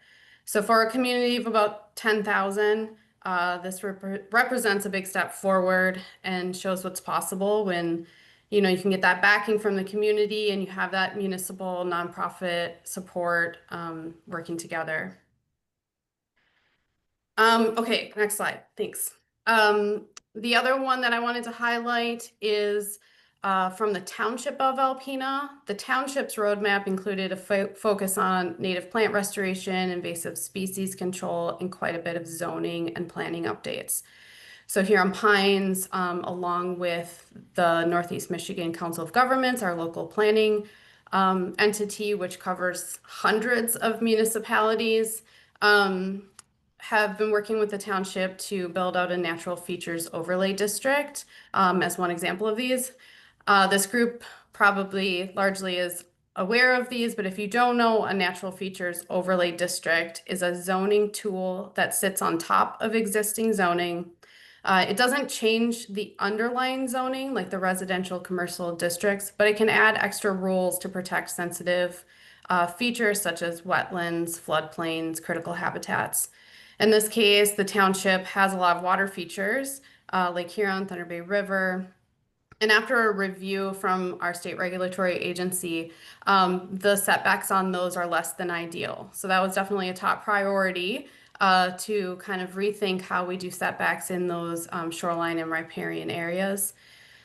Because they're, the existing can put both the aquatic systems, but also infrastructure at risk. And additionally, this is what I get most excited about, is that the township has a lot of imperiled and vulnerable ecosystems, some that are found only in the Great Lakes, and a lot of coastal wetlands, which since colonial times have decreased by about 50%. And some rare and endangered species, some here, Blanding's turtle, dwarf lake iris, are found there. So the goal here was really for protection of these areas, not so much of mitigating some of the pollution, but protecting what's there. So currently, or this is an image of that overlay on top of the other zoning districts. So it's kind of that lighter tone there. And we're currently working on building a new chapter into the township's developing master plan that revolves around this natural features overlay and starts to determine what additional standards may be put in place, what flexibility is needed. Are we needing to cluster development in less sensitive areas of a parcel? But also, how can we set those standards to include setbacks, limits on tree clearing, requirements for stormwater infiltration? So I know my time's about up, but it may kind of seem like small potatoes, this overlay compared to like these sprawling cities that our previous presenter was talking about. But I feel pretty confident that without Lake Huron Forever, that wouldn't happen. And I think that more and more these communities on the banks of Lake Huron are taking this proactive approach because of how we've shared these connections and relationship building instead of kind of being reactive. So I think that's a big part of what we try to celebrate with these impacts. What brings inspiration and hope to the region is really not taking these things for granted. Yeah, I'll stop there. We've got a lot of those of things that we track impacts and try to celebrate them, which has really kept our partnership going. And one way that we do that celebration and sharing is through our One Water gathering, which I will let Stuart put in a plug for. Yes, please, you're all invited. Come join us in Goderich, Ontario. It's going to be Friday, October the 3rd, and we're planning to celebrate Goderich's alignment with their Lake Huron Forever Pledge. We'll be visiting a lot of the shoreline along the Goderich Harbor, including the water treatment plant and a sediment bypass project at the mouth of the harbor, as well as learning a little bit about plastic pollution impacts along the beaches, et cetera, et cetera. The afternoon, we're going to be hosted at the Huron County Museum, and we're going to hear some presentations about the natural edge, about local agencies that are engaged through Watersheds Canada in restoring the ribbon of life, naturalizing shorelines along Lake Huron. And we're also welcoming Dr. Justina Ray, who is the president and senior scientist at the Wildlife Conservation Society of Canada, who's going to be speaking about the One Health approach, which encourages planning that encompasses not just benefits for people, but also for watersheds, wildlife, and all the life forms that thrive in our shoreline community. So that's October the 3rd, 8:30 to 4. You can visit lakehuronforever.com and register and come and join us if it's in proximity. Yeah, thank you so much, Samantha and Stuart, for walking us through those examples and giving us both a sense of the history and on-the-ground work that's happening. I've got so many questions, but in the interest of time, I'm going to wait to the Q of A to see if I can get those in there. And so thank you for joining us in this conversation. And now I'm going to hand it over to Tijuana and Guy and Leo as we continue this journey across 3 border regions. Tijuana? Thank you so much, Patrick. And thank you all, really. It's a pleasure to be here and also just having the chance to contribute to this webinar with such an amazing team of panelists and contributors. My name is Tiana Tufek-Mamishevic. I'm an international expert in sustainable urban development and adjunct professor at DePaul University here in Chicago. I'm also an advisor at the Chaddock Institute for Metropolitan Development, and I serve at the board of the International Society of City and Regional Planners. And my 2 co-panelists today are 2 incredible experts from the Netherlands and Belgium. So as you may know, both countries have a long history of coordinating their shared borders, which are facing different challenges, specifically from the sea, but also from within. And this cooperation, of course, is also facilitated by their membership in the European Union. So today we'll hear about these 2 particular interesting cases, namely the Albert Knop or the Albert Canal and the North Seaport as examples. And our panelists will help us kind of understand this binational region coordination and how they work on the governance, planning, infrastructure, investment strategies for sustainable outcomes that will benefit the economies of both countries, but also protect the natural resources. So without further ado, I want to introduce Guy Vloebeck from the Belgian side, who is an urban region planner and at the Planning and Design Office Omgeving since 1984. And he's also the founder of the Flemish Association for Spatial Planning. He's a guest professor at the University of Antwerp and Faculty of Design and Sciences, and served as vice president and treasurer of ISOCAR from 2016 to 2019. And since 2020, he has chaired the Antwerp City Urban Planning Advisory Committee with extensive experience in cross-border planning between Belgium and Netherlands, of course, and in spatial structure plans, feasibility studies, planning instrument. And he's very much known for his innovative approach to process management and strategic advice. On the other hand, side, we have, in the Netherlands, we have Leo van den Brand, who is an urban planning policy advisor at the Department of Spatial Planning of Province of Zeeland. And his main fields of interest are housing and industrial development. He's been involved in the cross-border program between the Netherlands and Flanders for the North Seaport district since 2020. And Leo has a background in water management and has worked in Mozambique, in Brazil, in Zambia, and Bhutan. And after returning to the Netherlands, he changed his field of work to be integrated spatial planning. So thank you both very much for taking the time. I know it's late in the evening for you guys on the other side of the globe, So are we, Leo, if you could just turn on your camera, you have, great. Are we going to start with the North Sea port first or the Albert? Yeah, okay, North then Seaport. please share your screen, Leo. Thank you.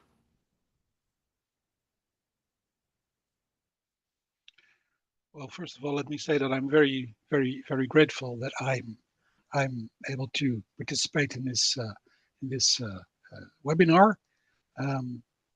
It's quite amazing. Am I sharing? Are you seeing Yes, my we can presentation? see it. If you can just turn on presentation mode. Perfect. I'm quite amazed that 7 time zones from here, there are so many cross-border issues which I can relate to. So I'm really happy to be part of this webinar. Let me first try and introduce the location of both our projects. Guy will continue with the Hasselblad.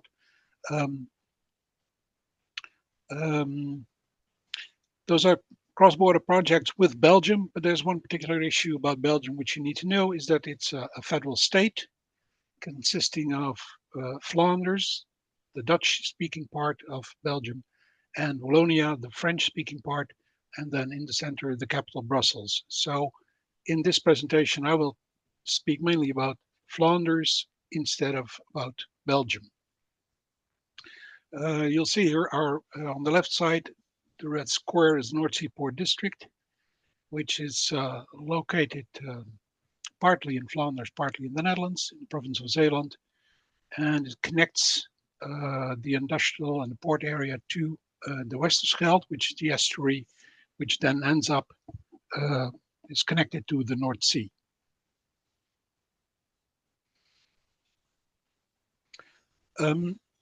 If you zoom in on this area from, I've adjusted a couple of facts and figures about the port. Most important one is that it's the 3rd port in Europe in terms of added value, about 15 billion USA annually. And that means it's not just a port for, let's say, a logistical port, but it's also a large industrial area with a lot of companies, including major international companies such as Dow Chemical, Steelworks, shipyards, Volvo, and especially on the northern part, a lot of companies involved with offshore industry for the windmill parks on the North Sea.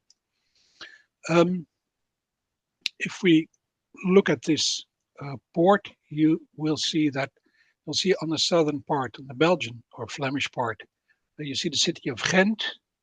Ghent has been an economical powerhouse since the 11th century, and has grown and has retained its economic importance, but has also always had one problem, and that is access to the sea.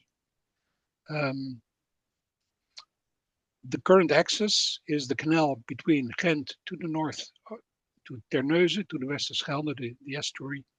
That canal was constructed starting in 1815 and has been, of course, completed some 15 years later, but then in the past, 2 centuries has been widened, improved, and made to accommodate up to the biggest ships possible.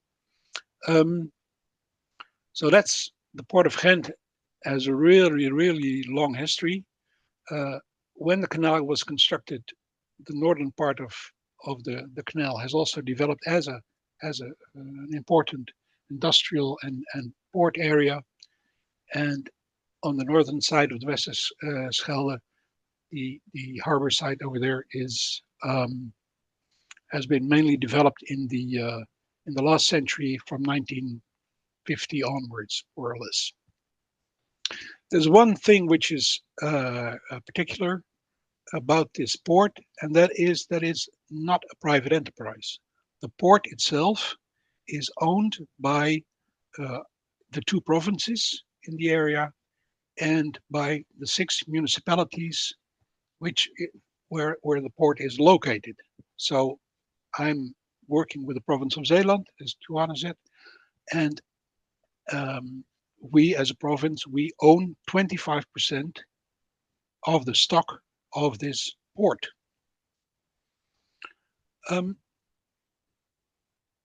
Up till 2018, there were two distinct ports, one on the Zeeland side, on the Dutch side, and one on the Flemish side, Port of Ghent. But in 2018, these two ports were merged into one cross-border harbor, evidently with the consent of the shareholders. But that made the situation immediately much more complicated, because you have this border in the center of this port area, and that complicated things, because whereas you as people can travel across the border without any problem, legal systems do not, and the legal systems between the Netherlands and Belgium, Flanders, are quite distinct, which causes all kind of problems in legal system, legal ways, but also all kind of practical problems about transportation of goods, transportation of materials across the border, because they are governed by different laws. Also, we as joint shareholders and joint governments in this area with a responsibility for the development of not just the port, but also the whole of our region, we decided that we had to try and unite and join forces to make sure that all our large-scale objectives of related to climate change, to water management, economic development, housing, could be approached in a joint way. Now, Larry was talking about cross-border institutions, which had a cross-border legal base, and that it would be necessary to have those. Well, in Europe, through the EU and through the cooperation between our two governments, we have such an institution, which is called a Grouping for Territorial Cooperation, which is a legal institution which can raise funds, apply for national or EU subsidies, hire staff, perform all kinds of projects. It does not include joint planning, but maybe one day it'll come to that. But that's so this kind of institutions at least in the EU already exist with a distinct but limited mandate. That was established in 2021. We established also, we developed also a working agenda trying to address the problems, the regional problems in our region. But both of our national governments have also a number of objectives and a number of interests in this region, and have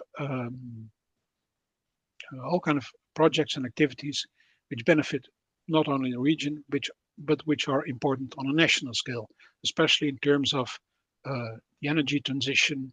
For example, the wind parks, which I mentioned on the North Sea, need a place where the energy can arrive on the land, and where they can develop new power stations, where they can bring in new power lines. These are all national kind of projects. So what we devised, what we worked on, is a joint strategic agenda combining those regional objectives with the national interest from both our countries. And this strategic agenda was signed by on government level earlier this year. So we think that's one of our main strong achievements, to have this national commitment to our region. We have border issues. Some of them were already mentioned. Some we don't have any problems with. We have one currency since 1991, the euro. I'm old enough to remember that you had to change money every now and then at the borders when you went on a holiday, but this is all in the past. The Netherlands and Flanders have one language, Dutch, though there are remarkable differences. We join a long history, war, peace, trade, smuggle. We have a different culture. I didn't hear any one of you mention that, but I noticed that in our cross-border cooperation, the fact that you have a different culture and that you have that you have to learn how to cooperate and understand and appreciate, respect the culture of the other. Well, if you're cross-border friends, is really important if you want to get things done. We Dutch tend to be very direct and express ourselves very clearly, whereas in Flanders they are much less direct. They don't like to say no, but they have quite a number of ways to say yes, which actually means no. And then there's always the difference in laws in planning, environment, and the different tax systems which make cross-border working a problem. But we do have shared issues on the regional and national level. You see that the major objectives about climate change, energy transition, housing, improving the environment and living conditions, these objectives do not differ very much, but it becomes complicated when you have to downsize them to actual projects. There you really have to work out how you approach these projects and how you try to translate that to the detailed working with these projects on the ground. Now, we have a large number of projects. Some started recently, some which already existed and which we're trying to bring into this frame of our joint shared strategic agenda. One of the easiest way to subdivide these projects is to look at who is the prime responsible and what kind of level do you need to approach this project, for which will give 3 examples. I could have given a lot more, but that would take us a lot of time. At a national level, I'm giving one example of a national level project for which we as regions would be unable to get this done. This is a prime example, is the construction of the new lock at the end of the canal, which will continue to link Ghent to the sea. This is a lock which has been built recently. It's been jointly opened by both of our kings end of last year. This is the 3rd largest lock worldwide. So this lock can contain any kind of size of ship which can go through the Panama Canal.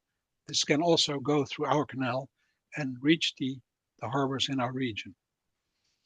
This lock was based on a national agreement between the Netherlands and Flanders in 2012. Then construction started in 2017 and it's been finished last year. The costs were 1.2 billion euro. And remarkably, this was built on Dutch soil, but Flanders paid 70% of the costs. So you have a cross-border investment, a major cross-border investment, which is the result of this cross-border agreement. Now, another example of what is both regional and national is public transport. I It was very interesting to hear Kim talk about public transport in the Tijuana, San Diego area. It was so recognizable. If I go to Ghent from the village north of the Westerschelde where I live, it takes me 40 minutes by car. I don't need to stop at any border crossings because in the EU we don't have these. I often don't even carry my passport. I go to Ghent frequently because it's a great town. If you want to do that by public transport, it'll take you 3 hours at least, because our regional transport systems don't have this cross-border orientation. They have within their own service area, that's where they are orientated, and along the border, you'll just have to work it out. It's very difficult. So we have no train connection along the canal. So what we are doing now is to start a fast bus, a fast coach service along the canal, connecting the main living areas to the main working areas, thus trying to service the transportation of the people who work in the harbor, the students who travel from the towns and villages to the main universities. As a region, we can do all the planning, we can realize the transportation hubs, we can finance the buses, we can, on the local roads, construct fast lanes if need be, but we can't do it without the national level. We have to connect to the national grid, national timetables, and the constructing of the fast lanes on the highways, which is all national work. A third example, which is predominantly at the regional level, are the green zones. You have in the picture, you'll see the region of Ghent, the northern part of the region of Ghent. Flanders already started to construct green buffer zones between the villages and the industrial area some 20 years ago. So by now they have 16 areas totaling 730 hectares, sorry. And these have really, in these past 20 years, turned into a green zone, which is benefiting the local communities by having a recreational area, by having places where school children can go to and learn and experience nature. But we've been lagging behind in the Netherlands. We haven't done this. So what we're doing now is trying to learn from the Flanders experience and planning these kind of larger green zones nearby our own villages, and involving the village community in the choice of the locations, in the design, the landscaping of these new green zones, and inspiring them by having cross-border visits with people from the villages, planners, community council people, to get inspired and to talk with the communities in Flanders to see how they could best realize this also in our area. So, and then the next step, of course, is the realization of these green zones. And of course, we can do that on ourselves, but obviously we wouldn't object to having some national finance in this area. Of course. Thank you so much, Leo. Thank you so much for the comprehensive overview of all these interesting challenges and shared aspirations between the two countries. And in the interest of time, I will give the word to Guy now to share his presentation, and then we can wrap it up with the Q&A session.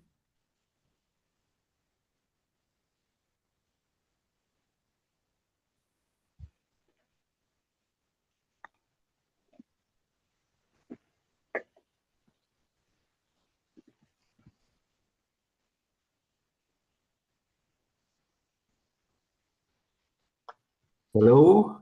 Yes, Guy, we can hear you. you. Hear me? Yeah. We don't greetings, greetings from a sunny evening in Antwerp. Thank you very much that I can share some knowledge about cross-border planning with you. And I will tell something about a project that is situated a little bit more on the east side of the North Seaport District. When you follow the river the Scheldt, you enter the city of Antwerp. Antwerp is a big port area, and from the port area, they built a canal, the Albert Canal, named to a king of Belgium, to the east side to connect the port of Antwerp with the Ruhr area in the western of Germany. And on the border side with the Netherlands, as you can see on the right picture, there is a very interesting area that is situated on both sides of the border, and that has a lot of opportunities to create an industrial area that is water bounded for the transport. And so this site, I will tell you something more about it. First of all, here you can see that famous Albert Canal. It is about 100 kilometers, or I think 63 miles from the port of Antwerp till the east side, where the project I will talk to you about is situated. About more than 10 years, all governors were talking about that site. It is an area of about 500 hectares, I think, not so big. And everyone saw a lot of opportunities, but there was a border, and everyone thought, yeah, this is too complex. There are a lot of obstructions, and in fact, nothing happened. Till I started as a project manager for that project that got the name Albert Knoop in Dutch, but you could say Albert Knot. And my mission was to untie the knot. And the first thing we did, about 2 years, we worked on an overall structure plan, because that was very important to know which part we will develop as an industrial business park, and where will we make a buffer zone between that industrial area and the residential areas of the city of Maastricht. To have such an overall structure plan is so important, because when that plan is approved, you have a framework where you can work on. And in our case, time is a very interesting aspect, because the first economic value of the site is clay mining from a private company, Wienerberger, that will take 10-15 years to get out the clay before the site can be developed as an industrial area. So we had the time to design an ecologic corridor between the future industrial site and the neighborhoods of Maastricht. And also we could design and realize a network of foot and bicycle paths long before the industrial area would be developed. For example, this walking and cycling path, we realized it is about 5 kilometers or 3 miles long, and it crosses the border 9 times. So these are quite complex issues to get all the rules in Flanders and the Netherlands, and how to work this out. It is one of the things that came out of that overall structure plan, as also the building of buffer walls. When within some years the industrial site would develop, there will be a nice ecological corridor between the industrial site and the inhabitant sites. The second thing I want to talk about is the governance structure.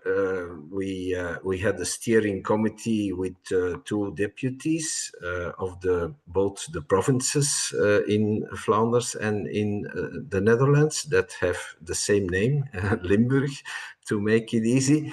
Then we had an official, let's say, core project team, and I was the border manager that was steering that group. And from this group, we designed different projects which we realize on mobility, on the clay mining, on the ecological corridor, and so on. And those project teams, we steer them from that core team.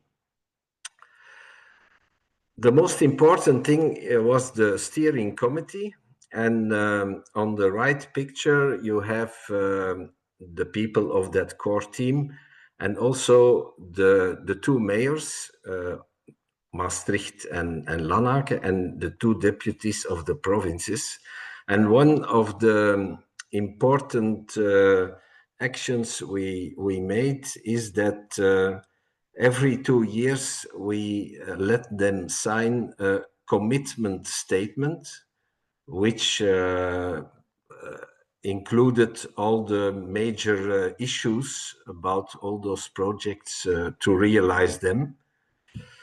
But sometimes we needed also the signature of the ministers of Flanders and the Netherlands when the project had something to do with finances from that countries. So it was important in that implementation phase of the project to know where and how the decisions could be made. So with this little micro project in comparison of the other things we heard, I would share 4 lessons with you.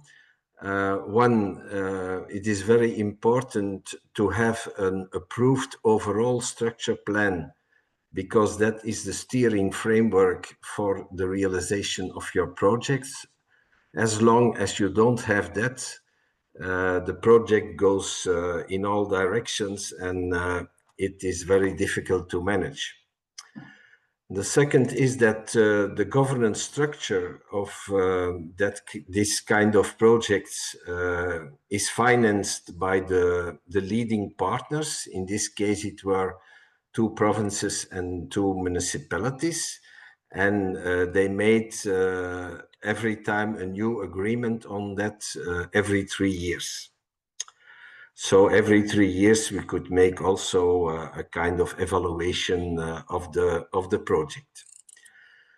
The third one, for each project that we would realize, like the ecological corridor, the buffer walls, the cycling paths, and so on, for each project there was a budget, and in that budget every partner, every government or sometimes also private partners had a different participation. It is not so that there is always the same amount of money from every actor. No, on each project that is an agreement, let's say, tailor-made. And the fourth is that when you work in a multi-governance structure, you always need different decision-making arrangements to push the project forwards. And that is, in fact, a very important task for the planner, or in this case, it was called the border manager. Thank you very much. Thank you so much, both Guy and Leo, for your amazing presentations. I'm sorry we're a little pressed with time because I have so many questions that I want to raise, especially when it comes to maintenance budget and maybe infrastructure investment on across the border. But I will give the word to Bill now to see whether we have any questions from the audience. Yeah, they're not turning it off. So if anyone wants to stay and ask a few questions, I know some of our speakers can't stay longer, but some of us can. I'm happy to stay for a few minutes. Well, in that case, if you don't mind, because we were a little bit pushed down down the line, I will start with the questions, if Okay. everyone's okay with that. Sure. Maybe Leorgi, whoever wants to give us a little bit information about the infrastructure investment. I know you mentioned previously in one of our sessions the particularly interesting, unique example of the sluice that was financed by the opposite side. So if you can maybe give us a little bit context there, as well as the maintenance budget, for example, compared to the construction one, how that works out. Well, I'm not very knowledgeable about the maintenance budget, but this division, obviously, the lock serves the port of Ghent, so they have a very and the community, the Flanders community, have a very strong economic interest in the functioning of this lock. They were really limited by the fact that this lock was, for new bigger ships, was just too small. They just couldn't fit in, so that limited their access to the sea. So obviously this was a long period of negotiation about who was going to pay for what. But in the end, they paid 70%. The port itself paid, I think, 100 million euros. There was a 60 million euros from the EU as a subsidy, and the Netherlands paid another 170 million euros, 180 million euros, something like that. Maintenance will be jointly done, and the operational is also jointly done, because the lock serves as an entry to the port, but at the same time it serves also as a flood protection, because quite a bit part of the land behind it, mainly in the Netherlands, but also partly in Flanders, is located below sea level. And it also serves as a discharge, a way to discharge any excess flow from rivers contributing or feeding into the canal. And so in times of heavy rainfall, the canal is also used to, by gravity at low tides in the sea, release water into that. So this is a very complex, jointly operated system, allowing for, well, controlling depth of the canal in order to to allow access by the ships, but also to control the influence of the salt water from the sea, limit that, make sure that it doesn't go too far upstream, and release water in excess if that is during the wet season or the winter season in our area. Thank you so much, Leo. Thank you for the comprehensive answer. And Guy, is there anything you would like to add to that? Yeah, it's a little bit the same as in the project of the Albert Knot. When you have a project, on every project, the different governances will have a discussion about how much will I pay. It is not generalized or not generic. So it is always a tailor-made agreement.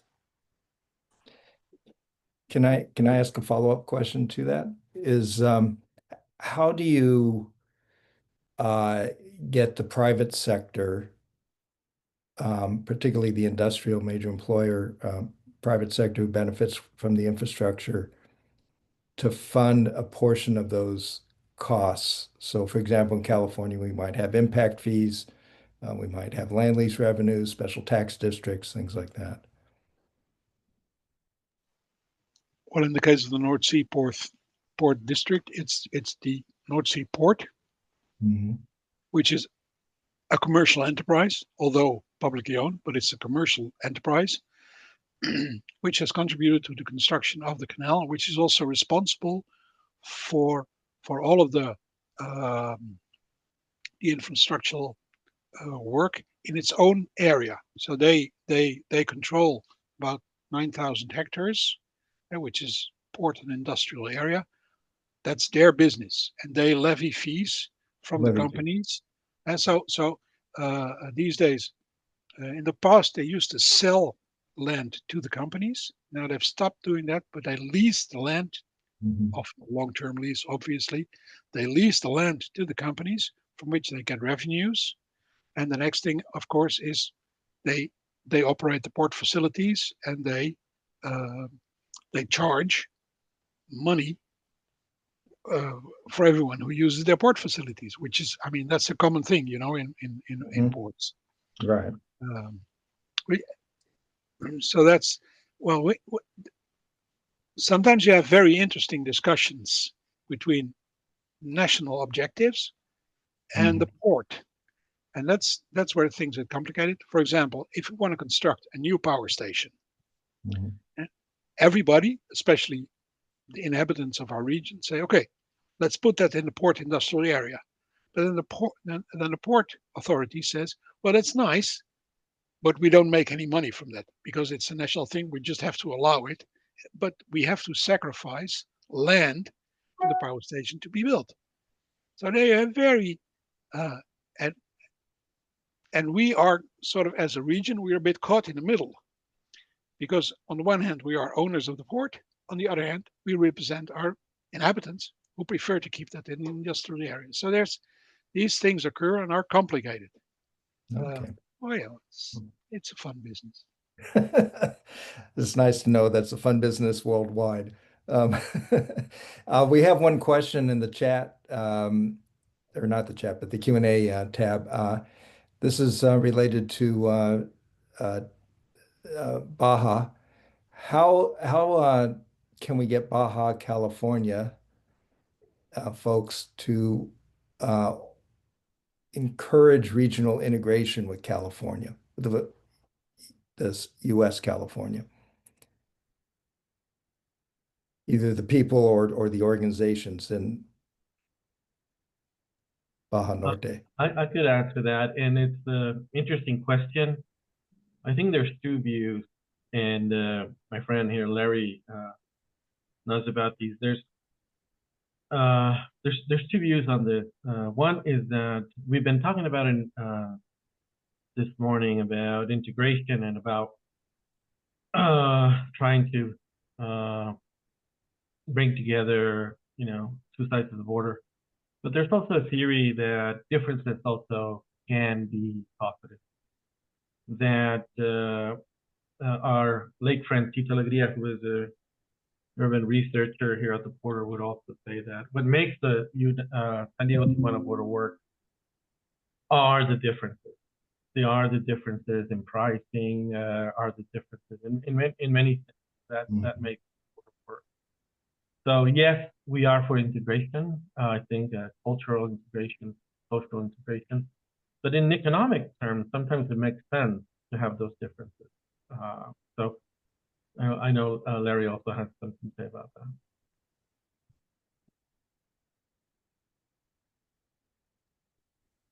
Yeah, just quickly, I agree with Renee.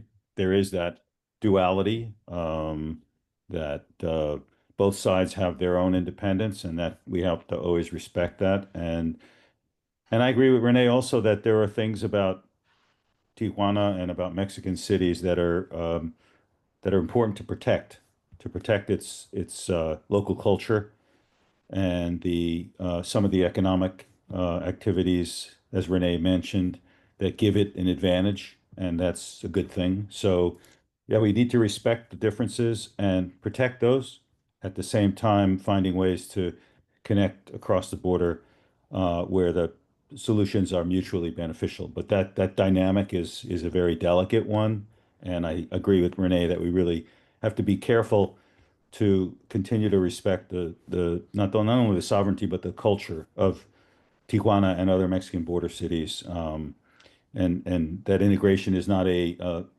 be all and end all of life at the border. That we have the differences are very important to have, and we have scholars like Renee mentioned, the late Tito Alegria, who wrote brilliantly about this importance of doing that. So we have to really continue to respect both sides of the border.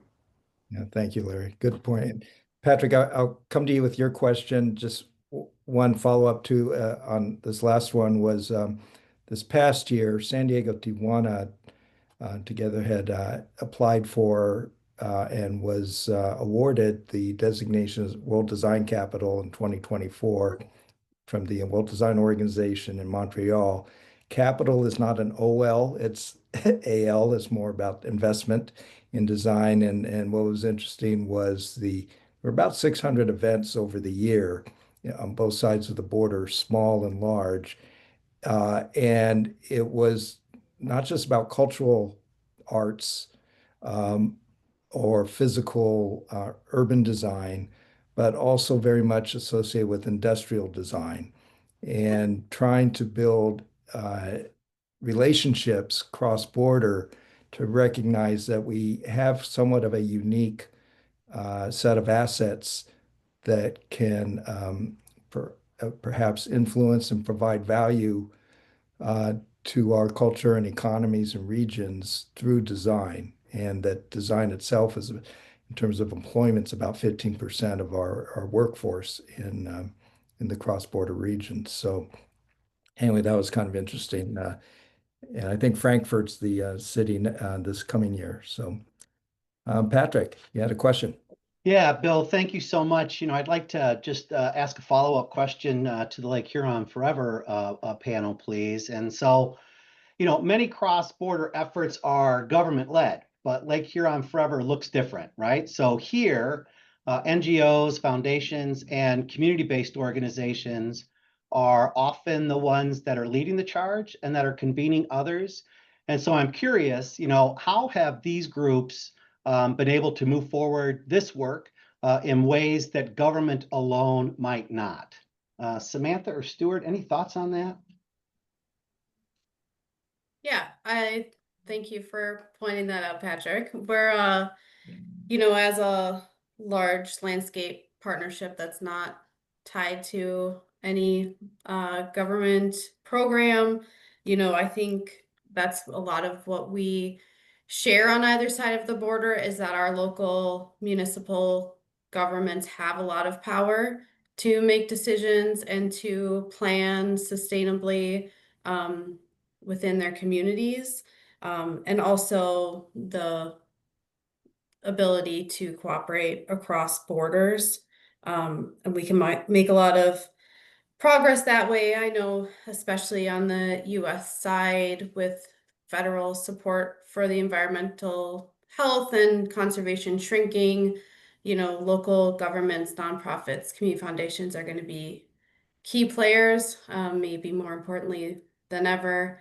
And that's where, these grassroots partnerships can come into play.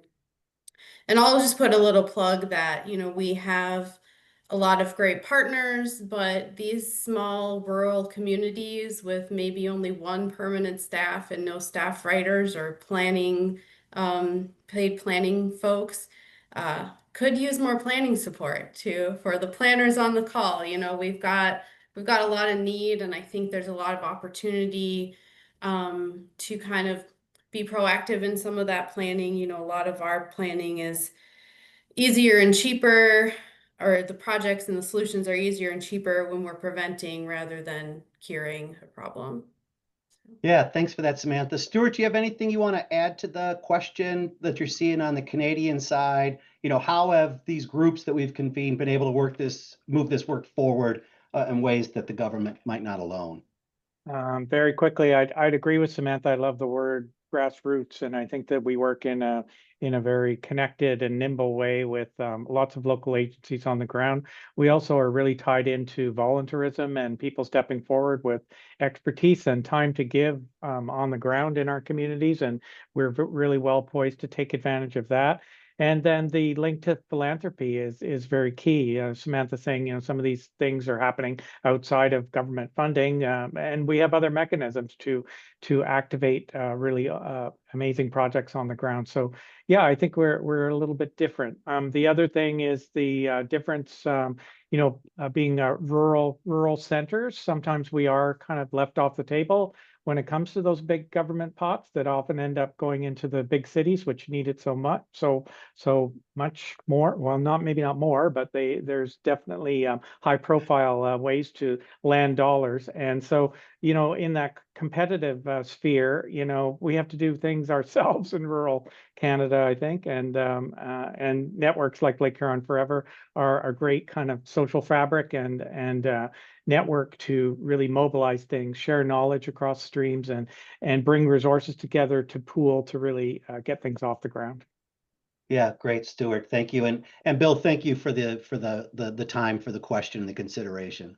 Oh, sure. Yeah. And apologies that we ran a little longer. We knew that was going to be a risk, but this is being recorded. So there are other folks who will be able to, including the original audience, be able to hear some of the answers to these questions. So appreciate your being able to stay a little longer. And thanks again, everybody from the audience listening in, and certainly all the panelists. Thank you so much for taking time to spend with some planners around the world to talk about these border regions. And there are many more border regions to talk about. So